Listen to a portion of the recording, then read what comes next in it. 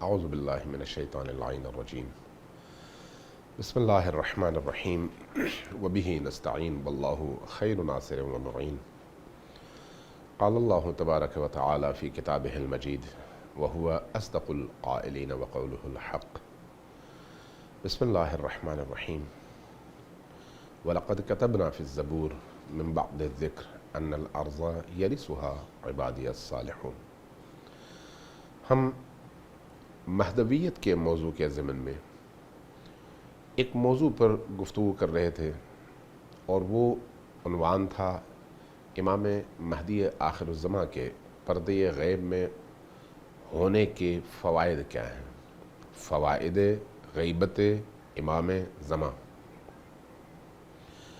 کچھ فوائد کا تذکرہ ہوا اور آج کچھ اور فوائد کا تذکرہ کرتے ہیں۔ ناظرین کرام، ان فوائد کے حوالے سے غور کرنے کی بھی ضرورت ہے اور سمجھنے کی بھی ضرورت ہے کہ آج کے دور میں امام عصر اگرچہ پردے غیب میں ہوں لیکن ان کے فیض سے کس طرح سے مخلوق استفادہ کرتی ہے، ہم نے کس طرح سے استفادہ کرنا ہے۔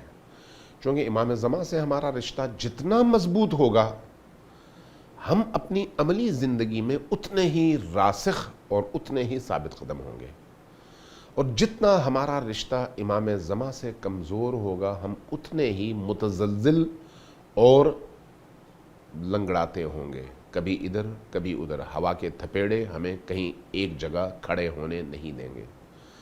لہٰذا اگر ثابت قدم رہنا ہے تو اپنے وقت کے امام سے اپنے رابطے کو مضبوط کرنا ہے، اور اپنے وقت کے امام سے رابطے کی مضبوطی کا ذریعہ کیا ہے؟ ایمان، یقین، معرفت، شناخت۔ اور ایمان و یقین اور معرفت و شناخت کا طریقہ کیا ہے؟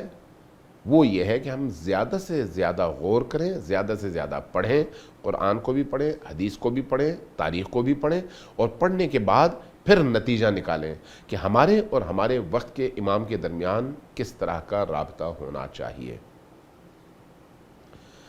فوائد کے حوالے سے گفتگو ہو رہی تھی کہ امام زمان جب پردے غیب میں ہوں تو اس کے کیا کیا فوائد ہیں۔ اب یہاں پر آج میں آپ کو ایک روایت سناتا ہوں، بہت حسین، جمیل، خوبصورت، دل میں اترنے والی روایت ہے، اور یہ روایت امام رضا علیہ السلام کی روایت ہے۔ عبداللہ ابن ابان یا عبداللہ ابن ابان زیات، دونوں نام مورخین نے اور محدثین نے نقل کیے ہیں، زیات بھی اور زیات کے بغیر بھی۔ عبداللہ ابن ابان کہتے ہیں کہ میں امام رضا علیہ السلام کی بارگاہ میں حاضر ہوا، ذرا غور سے سنیے گا۔ کہتے ہیں میں حاضر ہوا اور میں نے ان سے عرض کیا کہ یا ابن رسول اللہ، میں آپ کی دعاؤں کا طالب ہوں، آپ میرے لیے اور میرے گھر والوں کے لیے دعا فرمائیے۔ امام نے ایک عجیب جملہ ارشاد فرمایا۔ کیا فرمایا؟ فرمایا کہ اولست افعل، کیا تم یہ سمجھتے ہو کہ میں ایسا نہیں کرتا؟ واللہ، اللہ کی قسم، ان اعمالکم لتعرض علی فی کل یوم ولیلہ، اللہ کی قسم تم لوگوں کے اعمال ہر دن اور ہر رات میرے سامنے پیش کیے جاتے ہیں۔ تصور فرمائیے، امام رضا علیہ السلام اپنے صحابی کو تربیت بھی دے رہے ہیں اور آگہی اور شناخت بھی دے رہے ہیں۔ فرمائیں کیا میں تمہارے لیے دعا نہیں کرتا؟ کیسے ہو سکتا ہے کہ میں تمہارا امام ہوں تمہارے لیے دعا نہ کروں جبکہ تم میرے سامنے حاضر ہو، تمہارے اعمال میری نگاہوں کے سامنے ہیں؟ کیسے؟ کس طرح سے تمہارے اعمال میری نگاہوں کے سامنے ہیں؟ واللہ، خدا کی قسم، ان اعمالکم، تم سب کے اعمال، تمہارے نہیں، تم سب کے اعمال، لتعرض علی، میرے سامنے پیش کیے جاتے ہیں، فی کل یوم ولیلۃ، ہر دن میں اور ہر رات میں۔ جب ایسا ہو تو تمہارے جب برے اعمال سامنے آتے ہیں تو مجھے افسوس ہوتا ہے، جب تمہارے اچھے اعمال سامنے آتے ہیں تو دل سے دعا نکلتی ہے، تمہاری مغفرت کی دعا، تمہاری کامیابی کی دعا۔ تو یہ امام رضا علیہ السلام نے اپنے صحابی سے فرمایا۔ زمین پر جو اللہ کی حجت ہے اس حجت کے فرائض میں سے ایک فریضہ یہ ہے کہ فرشتے ان تمام انسانوں کے اعمال اس کے سامنے پیش کرتے ہیں. وہ اللہ کا خلیفہ ہے زمین پر. عبداللہ ابن ابان کہتے ہیں کہ میں نے جب یہ بات سنی تو مجھے بہت حیرت ہوئی, میں دنگ رہ گیا, حیرت زدہ رہ گیا. میں نے عرض کیا کہ یہ ابن رسول اللہ, مجھے اندازہ نہیں تھا کہ ایسا بھی ہوگا, لیکن یہ کیسے؟ غور کیجئے گا.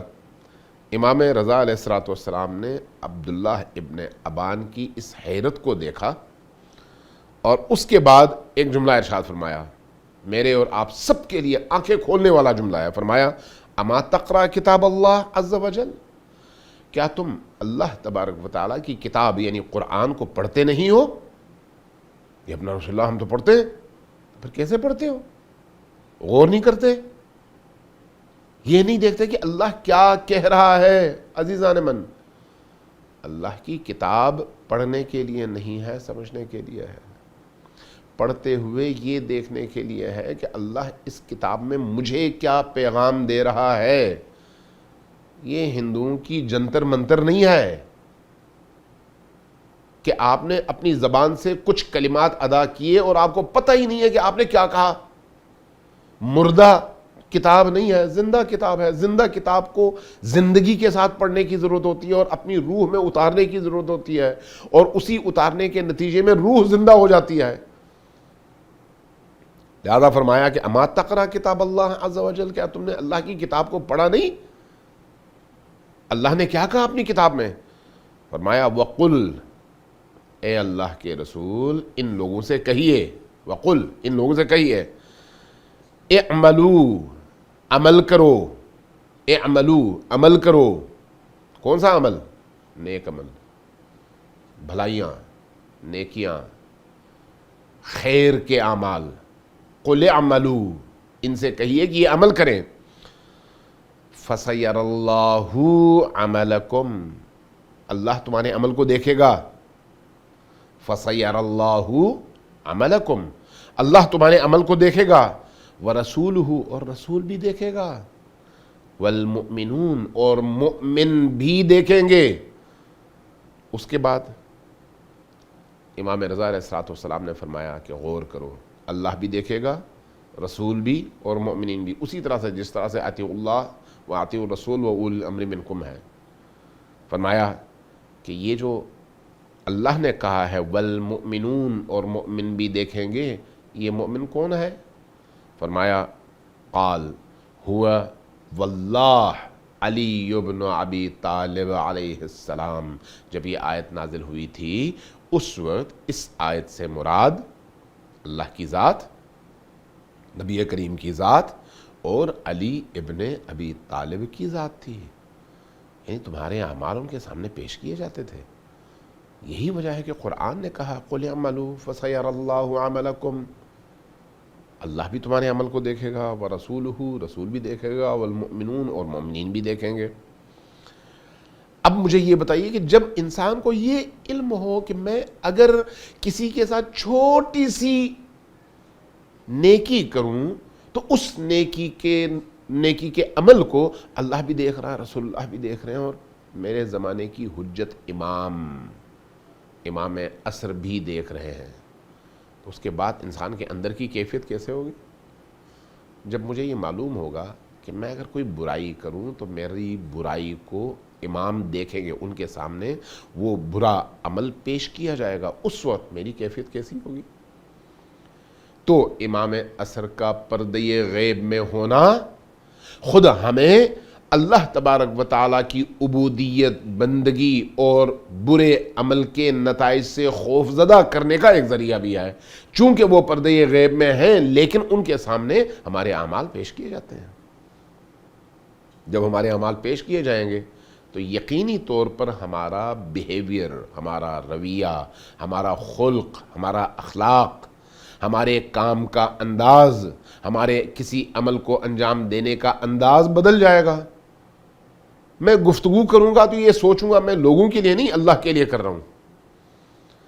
آپ جب کسی غریب گھرانے میں راشن پہنچا رہے ہوں گے تو پھر تشہیر نہیں کریں گے واٹس ایپ پہ، فیس بک پہ کہ میں نے یہ بڑا تیر مارا ہے. آپ خاموشی کے ساتھ جائیں گے، وہ عمل کریں گے اور اپنے وقت کے امام سے کہیں گے یا امام زمان، میں نے آپ کی خوشنودی کے لیے آپ کے ایک چاہنے والے ضرورت مند کی ضرورت پوری کی ہے، آپ راضی ہوں.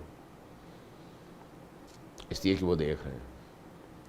جب آپ کوئی غلطی کریں گے تو ان کی بارگاہ میں کہیں گے کہ یا امام زمان مجھ سے یہ غلطی ہو گئی ہے، اللہ کی بارگاہ میں آپ میری شفاعت کریں کہ میری اس غلطی کو اللہ معاف فرمائے. چونکہ یہ واسطہ یہ فیض ہے، فیض میں ایک مغفرت بھی ہے، اور مغفرت اللہ اگر کرنا چاہے تو ان ہستیوں کی سفارش کو اللہ ہماری دعا سے جلدی قبول کرتا ہے. اس لیے ان ہستیوں کا سہارا لیں، اپنی عملی زندگی میں ان ہستیوں کو اس طرح سے اپنے ہر کام میں شریک کریں، داخل کریں اور ان کا دامن تھامیں.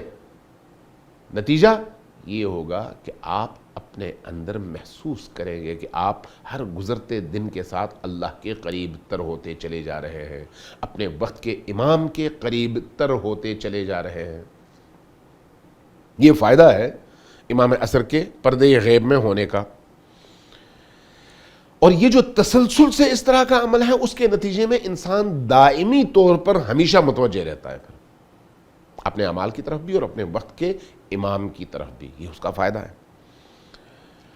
اسی طرح سے ایک فائدہ جو روایات میں ہمیں بتایا گیا ہے وہ یہ ہے کہ امام عصر علیہ السلام جب کوئی شخص اپنی زندگی کے انتہائی سخت مرحلے میں ہو تو خود امام عصر پردے غیب میں ہونے کے باوجود اس مشکل کے شکار انسان کی مدد کرتے ہیں، چاہے براہ راست کریں چاہے اپنے اعوان کے ذریعے سے کریں. پردے غیب میں رہتے ہوئے یہ اس کا فائدہ ہے. ان کے غیبت میں بھی یہ فوائد موجود ہیں.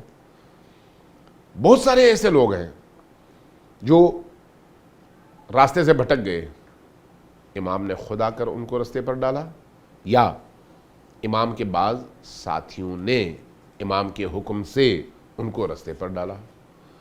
بہت سارے ایسے انسان ہیں جو نیکیوں کی تلاش میں نکلے، امام نے ان کی مدد فرمائی اللہ کے حکم سے. اس میں کوئی شک نہیں، چونکہ وہ اللہ کے نمائندے ہیں زمین پر، اللہ کے مشیت کے مطابق وہ یہاں پر زمین پر اپنا کام کرتے ہیں. اس لیے اللہ کے فیض کو پہنچانے کا ذریعہ ہے. یہی وجہ ہے کہ بہت ساری ایسی ضرورتوں کے موقع پر محتاجوں کو، ضرورت مندوں کو، پریشان حالوں کو اس پریشانی، دکھ اور کرب سے نکالنا امام زمان کے ان کاموں میں سے ہے جو کام وہ پردے غیب میں رہتے ہوئے انجام دیتے ہیں. مرحوم طبرسی نے اپنی کتاب احتجاج میں ایک توقیع جو امام زمان صلوات اللہ علیہ کی تحریر ہے لوگوں کے سوال کے جواب میں، وہ توقیع نقل کیا ہے جو انہوں نے شیخ مفید کو لکھی. شیخ مفید کے سوال کے جواب میں یا ان کی ایک پریشانی کے نتیجے میں. اس توقیع میں جو علامہ طبرسی نے الاحتجاج میں نقل کی ہے، جس میں امام زمان علیہ السلام نے مخاطب کیا ہے شیخ صدوق کو، اس کے جملے دیکھیے بڑے عجیب و غریب اور دل میں اترنے والے جملے ہیں.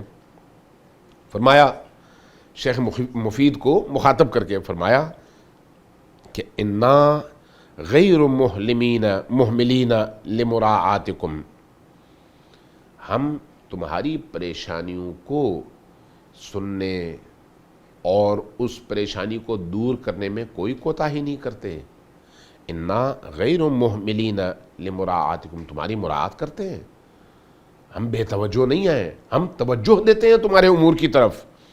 ولا تعسین لذکرکم، اور ہم تمہیں کبھی بھی بھولتے نہیں ہیں، ہم ہمیشہ تمہیں یاد رکھتے ہیں. آگے فرمایا ولولا ذالک، اور اگر ایسا نہ ہوتا لنزل بکم الاواء، تم پر اتنی بلائیں نازل ہوتی ہیں، اتنی مشکلات نازل ہوتی ہیں، ان بلاؤں اور مشکلات کو ہماری اسی یاد نے روکا ہوا ہے. ہم ہیں، ہم تمہیں کیسے بھلا سکتے ہیں؟ بہت ساری ایسی خرابیاں جو اگر ہماری توجہ نہ ہوتی تو تمہیں تباہ و برباد کر دیتی. اس لیے چونکہ ہم تمہارا خیال رکھتے ہیں، تمہیں یاد رکھتے ہیں، ان بلاؤں کی راہ میں ہم رکاوٹ بنتے ہیں اور تم بچ جاتے ہو. اور اس کے بعد فرمایا کہ بس طلمکم الاعداء، یہ جو تمہارے دشمن ہمیشہ تمہاری ٹوہ میں لگتے ہیں اور تمہیں تباہ اور برباد کرنے کے در پہ ہیں، ان سے تمہیں کون بچاتا ہے؟ اللہ کے حکم سے ہم بچاتے ہیں، اللہ کی اجازت اور اس کے اذن سے ہم بچاتے ہیں. ہم تمہارے نگہبان ہیں اللہ کے اذن اور اللہ کی اجازت سے. ہم تمہارا خیال رکھتے ہیں اللہ کے اذن اور اللہ کی اجازت سے. فاتقوا اللہ جل جلالہ، جب ایسا ہے تو اللہ سے ڈرو، اللہ کی اطاعت کرو، اللہ کی راہ پر چلو. یہ کون کہتا ہے؟ امام وقت. کس سے؟ شیخ مفید جیسی شخصیت سے. اور یہ کتابت میں یعنی مرقوم خط ہے آپ کا جو امام زمان کی طرف سے آیا. کس کے لیے؟ شیخ مفید کے لیے. اور اس خط کو کس نے نقل کیا؟ الاحتجاج میں شیخ طبرسی نے، شیخ طبرسی نے نقل کیا. اسی طرح سے ایک اور فائدہ جو علماء نے نقل کیا ہے اور احادیث میں موجود ہے امام زمان کے حوالے سے، وہ یہ ہے کہ امام زمان اگرچہ پردے غیب میں ہیں لیکن مؤمنین کے لیے اپنی دعائیں ہمیشہ جاری و ساری رکھتے ہیں. اہل ایمان ہمیشہ ان کی دعاؤں سے متنعم ہوتے ہیں، فیض پاتے ہیں، مستفید ہوتے ہیں، استفادہ کرتے ہیں. بہت سارے ایسے امور جس میں اگر ان کی دعا نہ ہو تو اہل ایمان کامیابی حاصل نہ کریں، ان کی کامیابیوں کی ضمانت امام عصر کی دعائیں ہیں. امام عصر علیہ الصلوۃ والسلام فارغ نہیں بیٹھے ہوئے، آپ کے لیے دعا کر رہے ہیں. یہ علامہ بحر العلوم نے یہ نقل کیا ہے اور غالباً سید ابن طاؤس کے حوالے سے ہے. سید ابن طاؤس نجف سے ہو کر گئے سامرہ اور پہنچے سامرہ میں امام عصر کے گھر، وہ سرداب جہاں سے امام زمان علیہ الصلوۃ والسلام پردے غیب میں چلے گئے. وہاں پر پہنچے عبادت کے لیے. شبہائے قدر، یہ قدر کی راتیں تھیں، کسی ایک رات میں جب وہاں پر گئے قبلہ رخ ہو کر نماز کے لیے کھڑے ہونے لگے. چونکہ وہ مسجد تھی، سرداب جو ہے اب بھی ایک بہت بڑی مسجد میں بدل چکی ہے. اس زمانے میں ایک چھوٹا سا سرداب تھا، میں خود گیا تھا 30 سال پہلے، تو اس وقت ایک چھوٹا سا تہ خانہ تھا، مسجد تھی اور لوگ وہاں پر آ کے عبادت کرتے تھے. کہنے لگے جب میں اس سرداب میں داخل ہوا اور قبلہ رخ ہو کر کھڑا ہوا اور نیت باندھنے لگا تو میں نے دیکھا آگے ایک شخص تشریف فرما ہے اور گریے کے ساتھ اللہ کی بارگاہ میں دعا میں مصروف ہے. ان کی حزین آواز نے میری روح کو متاثر کیا. میں رک گیا، ذرا سنوں تو صحیح کہ یہ کیا کہہ رہے ہیں. میں نے دیکھا وہ فرما رہے تھے کہ بار الہ، ہمارے شیعہ بڑے گناہ گار ہیں، تجھے واسطہ دیتا ہوں نبی کریم صلی اللہ علیہ وآلہ وسلم کا، ان کی اہل البیت کا، کہ ہمارے نیک اعمال کا 5واں حصہ ہمارے ان ستم دیدہ مظلوم گناہگار پیروکاروں میں تقسیم کر دے تاکہ ان کے اعمال کا پلڑا بھاری ہو جائے، ان کے نیک اعمال کا پلڑا بھاری ہو جائے اور ان کے گناہ بخش دے. عرض کیا نا کہ امام عصر پردے غیب میں رہتے ہوئے اپنے پیروکاروں کے لیے، اللہ کے ان بندوں کے لیے جو ولایت کے رستے پر قائم اور دائم ہیں، ان کے لیے دعا فرماتے ہیں. یہ اس کی ایک دلیل ہے جس کو سید ابن طاؤس نے نقل کیا ہے، علامہ بحر العلوم نے نقل کیا ہے. ایک اور فائدہ وہ کیا ہے؟ وہ یہ ہے کہ جب آپ شب قدر میں قرآن سر پر اٹھا کر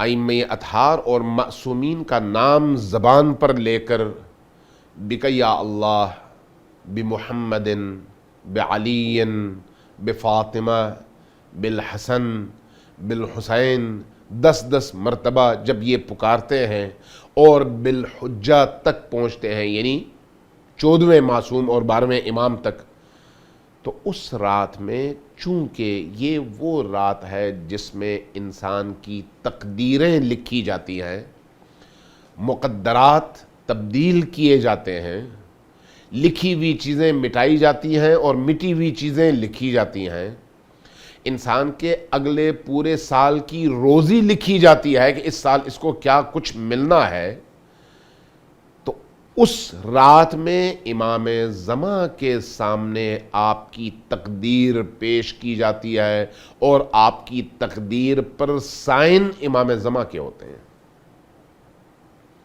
رزق کی تقسیم میں، اللہ کی نعمتوں کی تقسیم میں، عام طور پر ہماری یہ بدقسمتی اور بدبختی ہے کہ ہم رزق جب کہتے ہیں تو کھانے کو، گوشت کو، چاول کو، روٹی کو، مرغن غذاؤں کو جو آپ کے ٹیبل پہ یا دسترخوان پہ آتا ہے اس کو ہم رزق سمجھتے ہیں۔ یہ صرف رزق نہیں ہے، آپ کی سانسیں رزق ہیں، آپ کی صحت رزق ہے، آپ کی نیکیاں رزق ہے، آپ کی اولاد رزق ہے، آپ کی بیوی رزق ہے، آپ کے والدین رزق ہیں، آپ کو جو اچھی کیفیات آپ کے اندر پیدا ہوتی ہیں یہ رزق ہے، آپ کی دعائیں رزق ہیں، آپ کی نمازیں رزق ہیں، آپ کی مناجاتیں رزق ہیں۔ ہر وہ چیز جس پر آپ کا اختیار نہیں ہے، کسی بھی وقت چھن سکتا ہے، مالک اس کا اللہ ہے، وہ رزق ہے۔